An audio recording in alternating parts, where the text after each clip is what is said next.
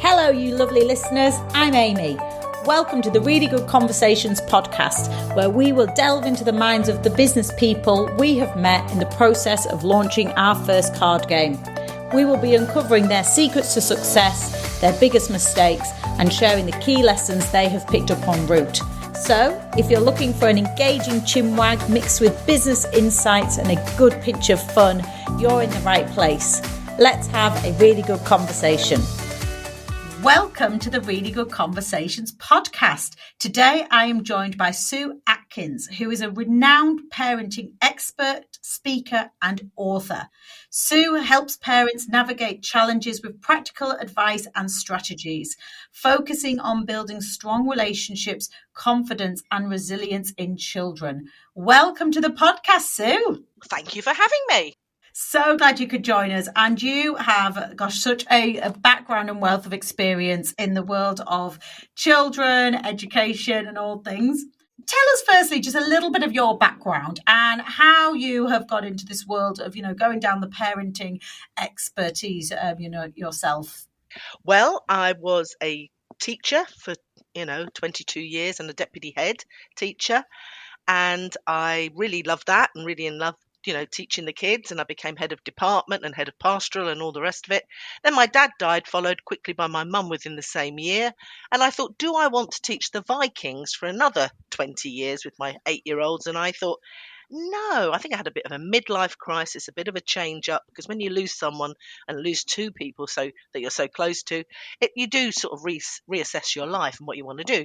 And I thought, walking the dogs across the fields one day, I thought, what did my parents give me? They gave me the gift of self-esteem.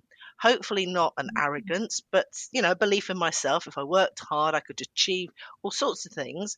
So I thought, I need to work with the parents because they're the ones that give the kids their confidence, their resilience, their self-esteem to start with. So that's when I sort of started my own business around it, coaching. I retrained with Paul McKenna and Tony Robbins.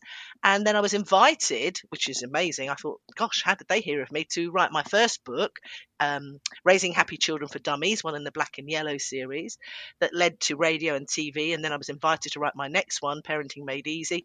So, it's all a part of the journey, really. And I just love it. And I love what I do. And I coach people, help people, listen to people, write a lot and create a lot. So that's sort of me now. Fantastic. And there's so many topics we could dive into in this. And as you know, we've got a little one. So we have been on this parenting world now for a few years and lots ahead, I am sure. And as you touched on, you have written quite a lot of books and on the topics of raising children, navigating divorce, confidence and such. But the topic that we're going to really dive into today is this world of digital devices, smartphones. Yeah. And I think we're hearing a lot about it at the moment, and we have older nephews and such who are right in this world. Yeah. So tell us a little bit about what you're currently seeing in this space and what you're doing in this space. Well, I work in a lot of arenas all around the world doing all sorts, and I started to get asked more and more about screen time and smartphones. And then Jonathan Haidt wrote his book, The Anxious Generation, and it seemed to explode over in England. Here we've got Smartphone Free Childhood campaign.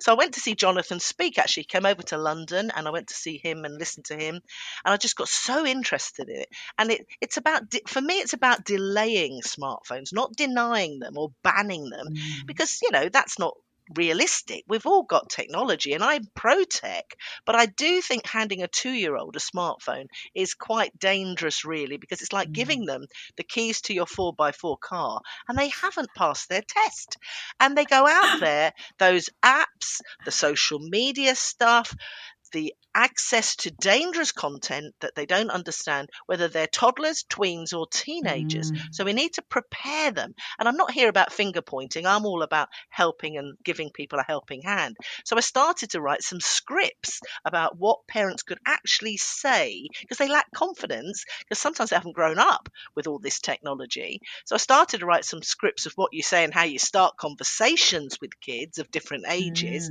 And then I was invited to write my latest book, which I've just sort of nearly finished, all around those scripts, around whether it's AI or whether it's cyberbullying or whether it's phishing or WhatsApp, and how to talk and teach them, how to keep them safe, but how to embrace it as well, because it's all doing extraordinary good things, and lots of schools give their kids lots of activities to do on their laptops and on their smartphones. So it's about balance. But so then I started navigating the Digital Jungle podcast, which has really become very popular.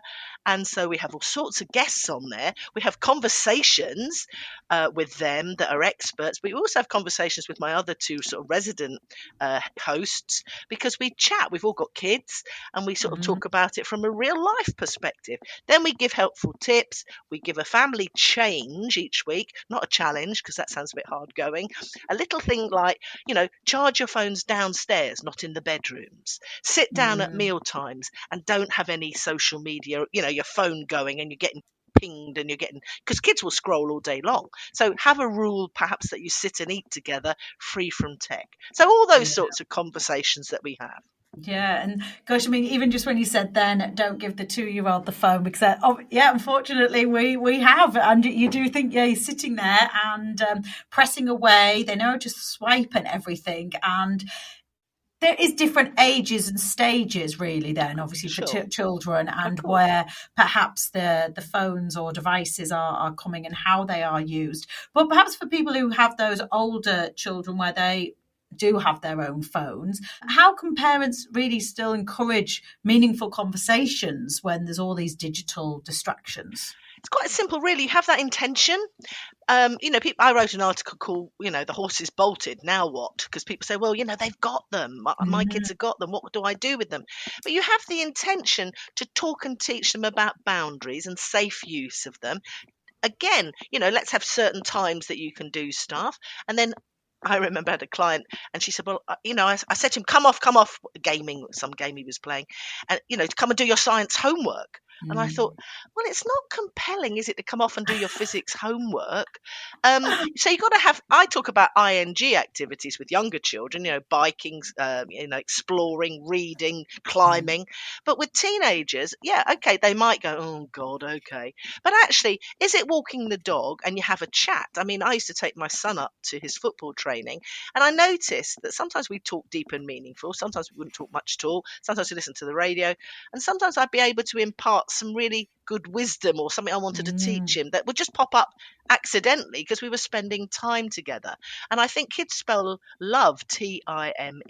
So have that intention to have some tech-free zones and to have some tech-free times. So perhaps it's family dinner time that you say no devices around the table, no matter how old they are. No devices an hour before bedtime, because that buzzes them up and they don't want to relax and go to sleep. Perhaps tech-free zones in one of the rooms where you can just, you don't have any tech. When you go in there, you might be chatting or reading or whatever, playing a board game or doing a jigsaw or whatever, that you build, if they're young, building Lego or whatever it is. So it's just having the intention to get some form of control around it. And the younger you start having those sort of boundaries, the easier it is, because they're used to them. Yeah. It's almost like just even some of the tips that you're describing there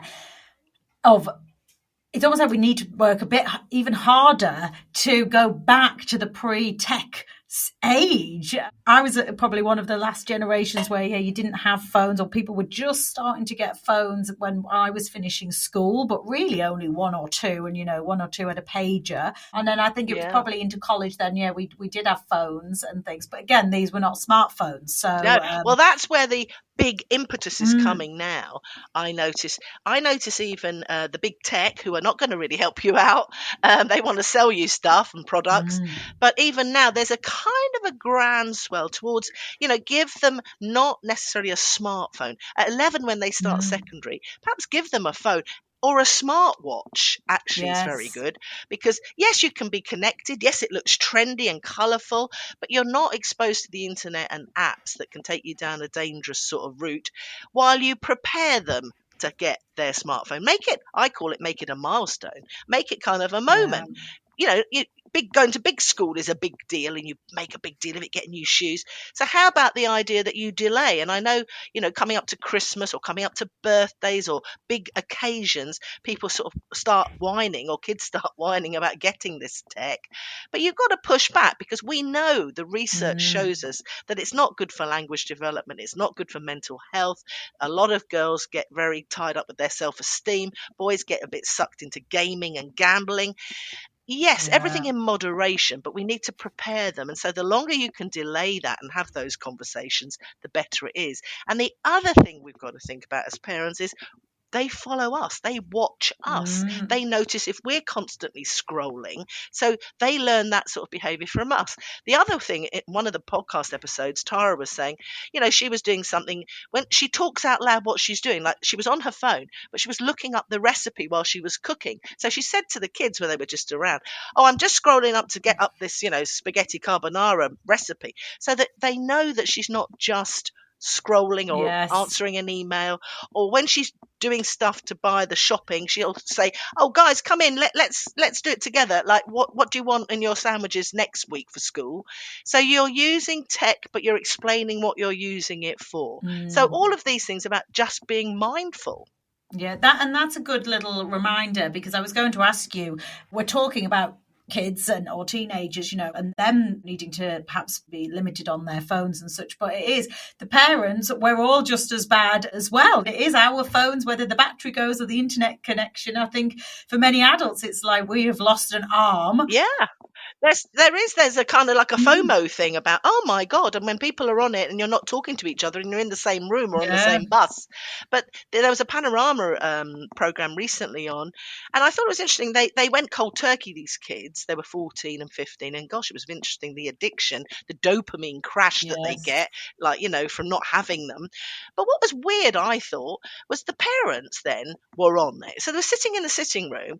The teenager wasn't on the phone, but the mother was. Now, surely that's not a great example. And go in together and go cold turkey, for goodness sake. But they did notice that they started to chat more, and they were cooking more, they were going outside more, they were meeting people in real life more, they were learning to talk more to each other rather than just do it online. So there's so many benefits from it, but it's all about balance, not banning or blaming or feeling guilty. It's just about being mindful.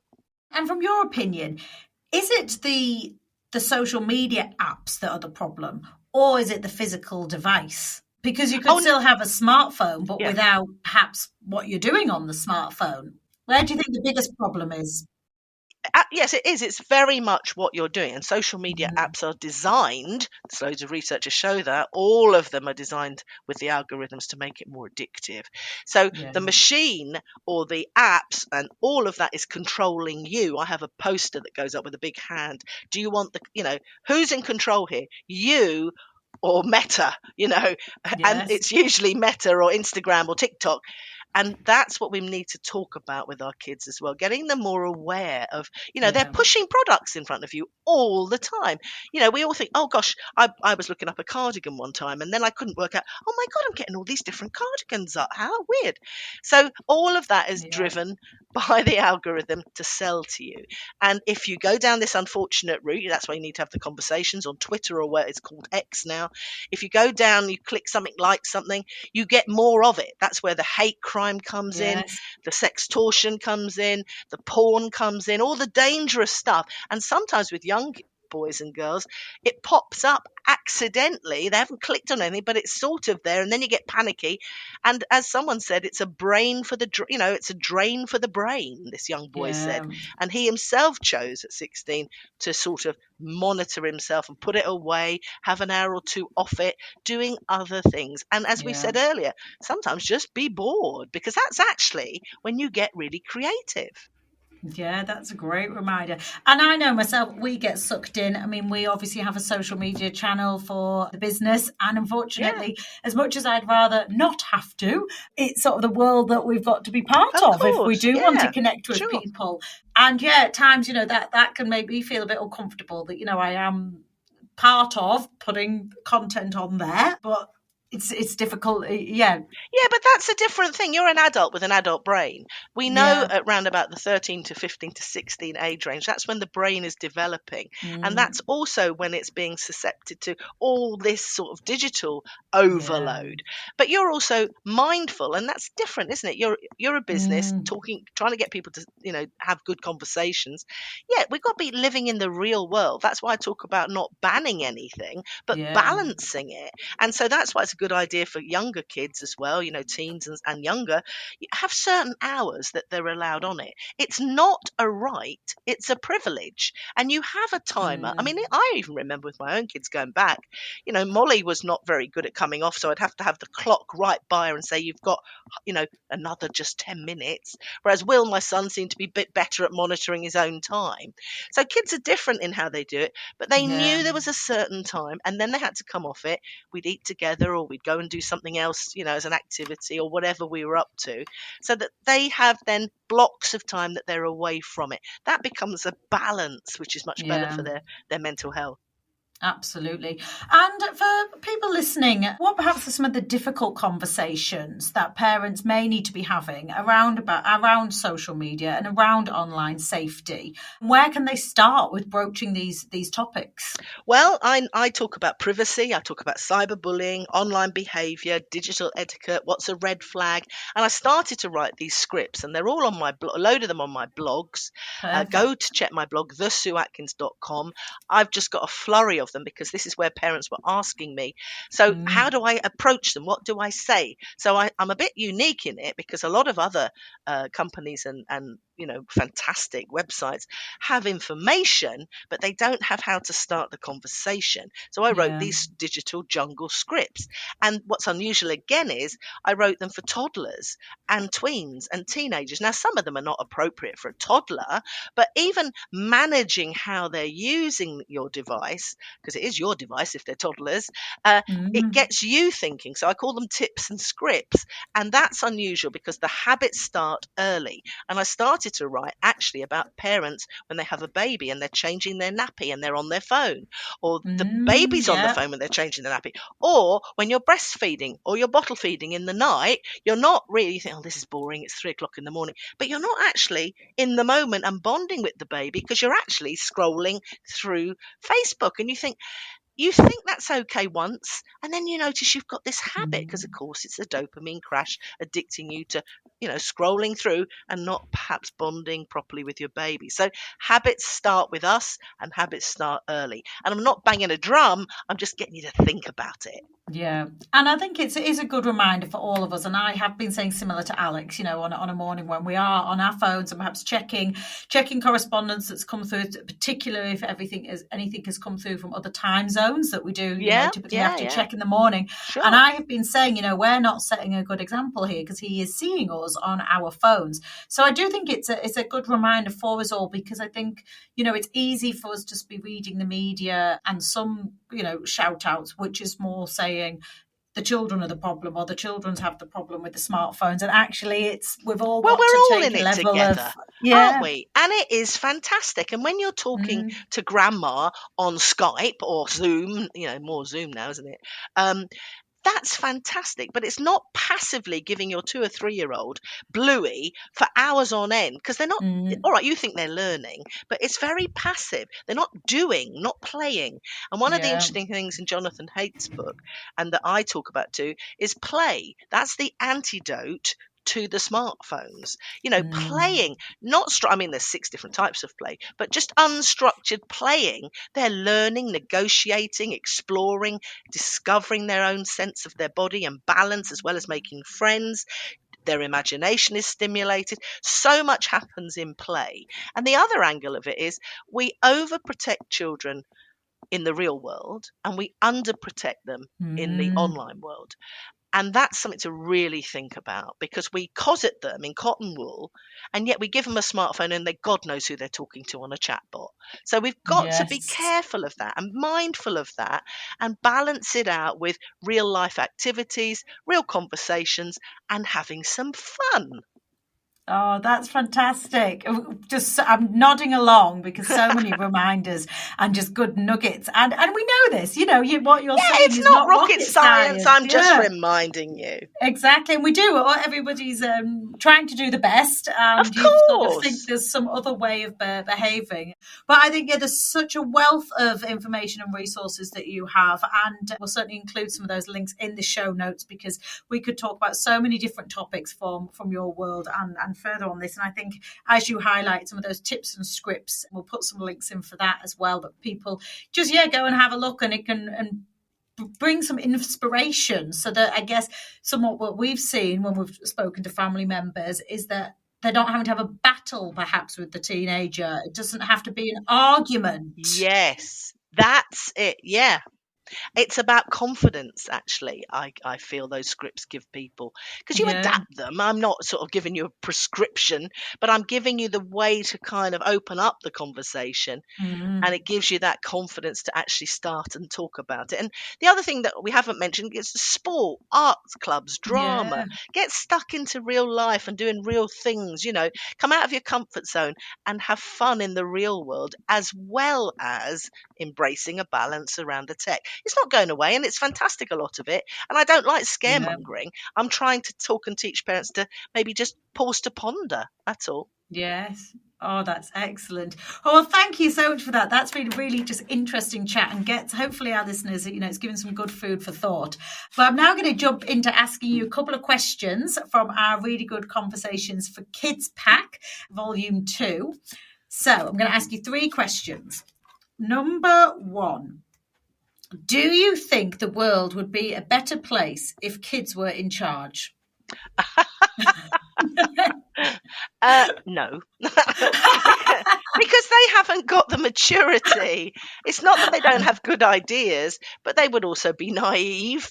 Maybe that's quite a good thing, because I'm a cynical old thing now, maybe. Yeah, well, of course, when I was teaching, of course, you'd ask kids that kind of thing, and they come up with really great innovative ideas.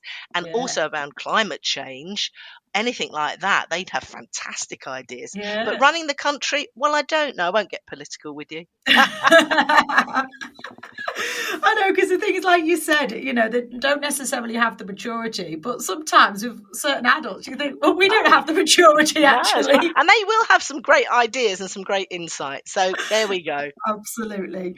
Question number 2. If you could travel anywhere in the world, where would you go? Well, I've done a lot of travelling, actually. I've been very blessed, but I really loved Australia, and I'd like to see New Zealand, but I would very much like to go back to Australia. I really did enjoy it. Oh, fantastic. And another one, just thinking with a child's brain, but equally, I think it'll be interesting your thoughts on this one, is question number 3. What is the weirdest thing that adults do? Fall over when they're drunk.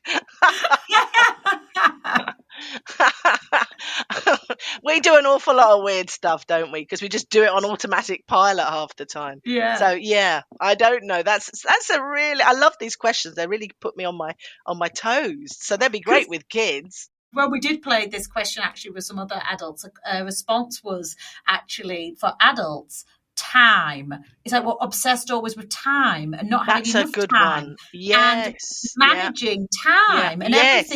everything we quantify in time. Yes. And we therefore were discussing this, and we thought, for children, typically, they're not thinking about it. Typically, someone else is obviously perhaps organising their time for them. Yeah. But you do think, how nice would that be to actually not always be thinking about time, Yeah, because we're always telling them to hurry up, aren't we? Hurry up with your dinner. Hurry up, put your shoes on. Hurry up and get in the car. Hurry up. And, when you watch a young child or children, they kind of, going along in their own speed and their own time. There's something there, because we're so stressed and we're all so anxious.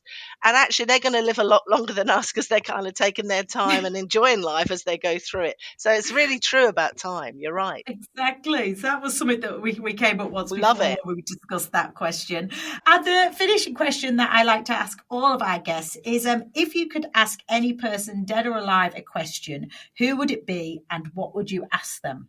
Yeah, I thought that was a really good question. So mine would be Mahatma Gandhi. Because in its fast-paced digital world where people are more connected yet more divided actually than ever, Mm, I thought his principles of non-violence, truth, peaceful resistance, uniting people, inspiring, lasting societal change. I wonder what he would make of it all, and I'd love to hear his views on where we've gone perhaps a bit yeah. wrong. Yes. Definitely. I think there's often things we might all think of as, oh, if we could maybe undo that. And now, Yeah, there's things you can't undo. Oh, that is fantastic, Sue. Thank you so much for just even, giving us an insight into your world and a lot of the awesome work that you do. Tell our listeners where they can connect with you or find out more about you and your resources. sure. Well, go and listen to Navigating the Digital Jungle with Sue Atkins and Friends. That's Mm. across all platforms, wherever you like to listen to your favourite podcast. There's a website with that as well, navigatingthedigitalJungle.com, if you're interested in all things digital. Or if you're interested in all things parenting, it's thesueatkins.com. Because the one and only Sue Atkins, because there's a lady on a yacht called Sue Atkins, and it's not me. So I'm thesueatkins.com. Anyway, but I'm there to help, support. I run coaching programs. I do all sorts of stuff. It's not easy navigating the digital Mm. jungle, but I'm sort of here to try and help steer you in perhaps a different way. Fantastic. Thank you so much. I feel like you're the fairy godmother that we all need. Thank you so much for your time today, Sue. It's been an absolute pleasure. Thank you. And the work you do around all these wonderful conversations is so interesting, so needed as the antidote, perhaps, to smartphones and technology. All in balance, but I love a good conversation. And gosh, you and I can talk. We have. We will. Thank you so much, Sue. Take care. Thanks for listening. I hope you enjoyed the episode. Be sure to check out the show notes for more information on today's guests. And if really good conversations are your thing, hit subscribe and join us next time for more business journeys, insights and banter.